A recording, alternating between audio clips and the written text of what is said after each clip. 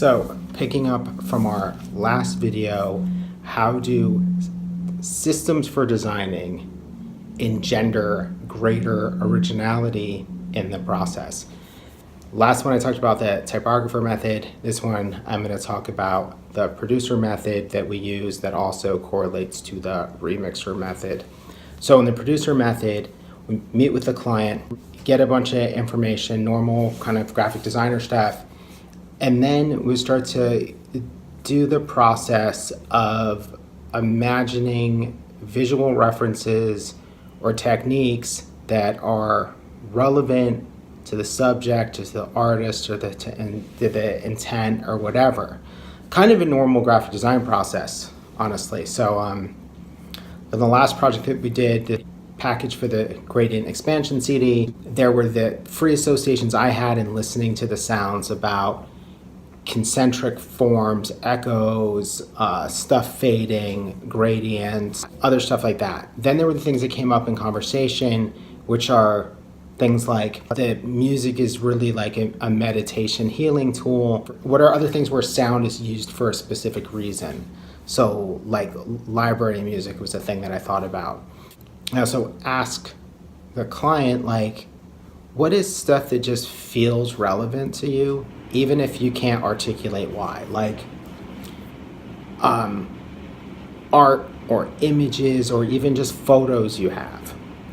So she sent me a bunch of photos of a Silhouette exhibition at Mass MoCA, and then just sent me a zip of stuff off of her computer of just a variety of images of instruments, images of a photo of the sun rising over some shrubbery, just all this stuff. That's actually probably a fairly normal way to do a kind of graphic design. What ends up happening though is you take all of this stuff and kind of organize it into lists. Some stuff is things I need to investigate, and some of it, like say the image of the sun over the tree or whatever, the images of the instruments, that's content for me to feed into visual things that I will try doing. So I go and do visual research and make a bunch of mood boards. And so there's a mood board of stuff involving transparency and color overlays. There's a mood board involving gradients. There's a mood board involving concentric forms. There's a mood board involving handmade abstraction. There's a mood board involving blah, blah, blah, blah, blah. I can't remember how many for that project. Probably 11 seems reasonable. So I send a PDF off that's got each of those things and why I'm thinking about them. And then Rosie, the client, goes through and starts to mark up like, oh, I love this. Ooh, I really don't like that. I think this is interesting, but the edges are too hard. So she sends me back feedback about this stuff that I've sent. Now, what I'm going to do with that stuff is take each of them as a concept, and then I'm going to make work in that mode without regard for the end point. Like, I'm not going to concern myself with the deliverable. So I'm going to make a handmade kind of abstract pattern drawing, or more than one maybe, but I'm literally going to make it as a drawing. Like, I'm not going to make a CD cover with that. I'm going to make a drawing. Then I'm going to go and make maybe collage-y type things that explore transparency and color overlays using some of the content that she sent or my own photography. Then I'm going to do a bunch of studies of just gradients. And maybe I'll get excited and actually put some type in them, but in general, with each thing, I'm just trying to generate a stack of visual material.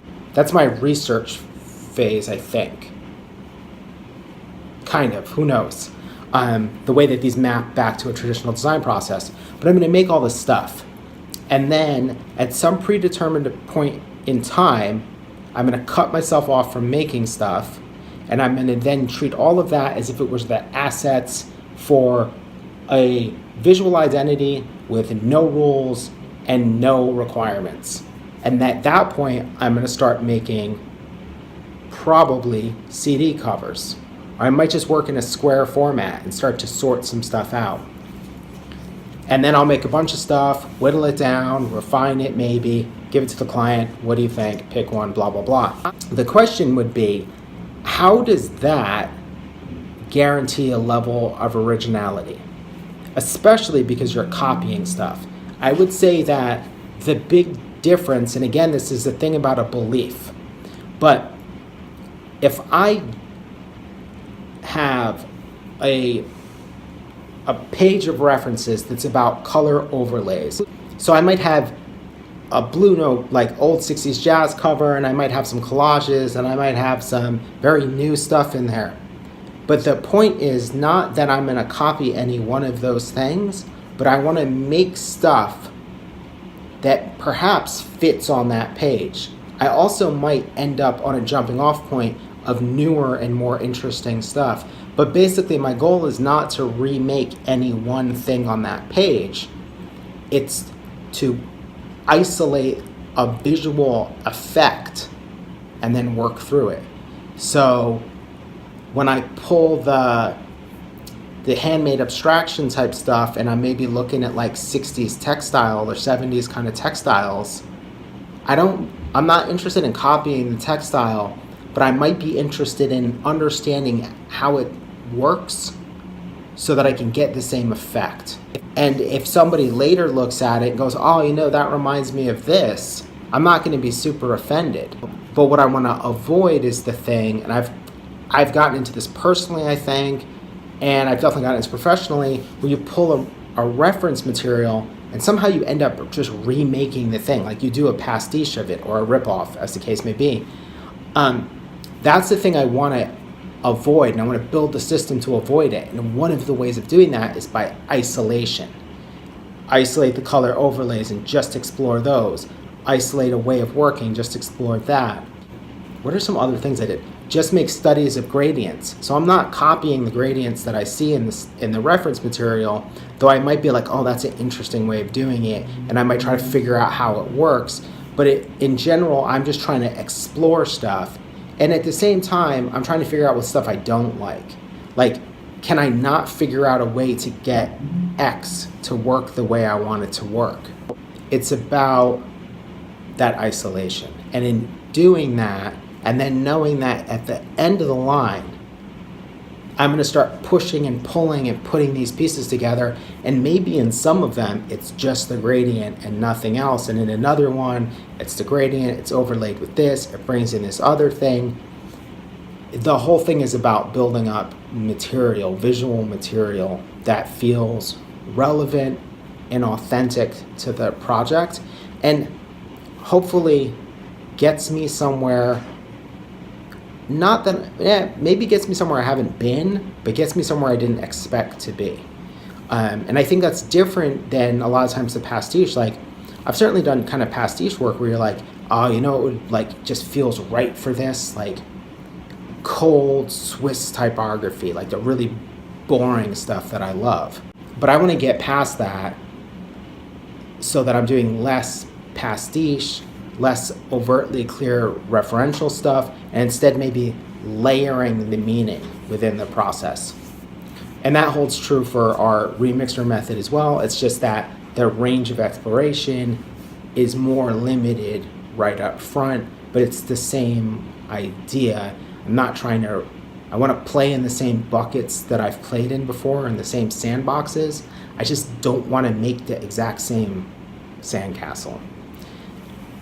The next one, we'll talk about how this applies to conceptor method, which is really just the normal graphic design method, except that we call it that to isolate the idea that those projects are about developing a core idea, and that's what it's about. It's not about a vibe. It could be, actually, developing the core idea could end up being just about a vibe or about a typographic system, but the idea is to do a massive amount of research and strategy and exploration to arrive at the thing that we decide to do, the concept, as it were. Hope you enjoyed this. I don't really have anything else. Everybody that's been watching these, daily. I appreciate it. I know I got a little backed up there and was missing some, and now I'm about to, they just dumped a bunch of them on you. Sorry or not sorry. I hope that you dig it. And again, if you think that there is someone that this is relevant to, send it to them. I would wholly appreciate it. All right. See you later.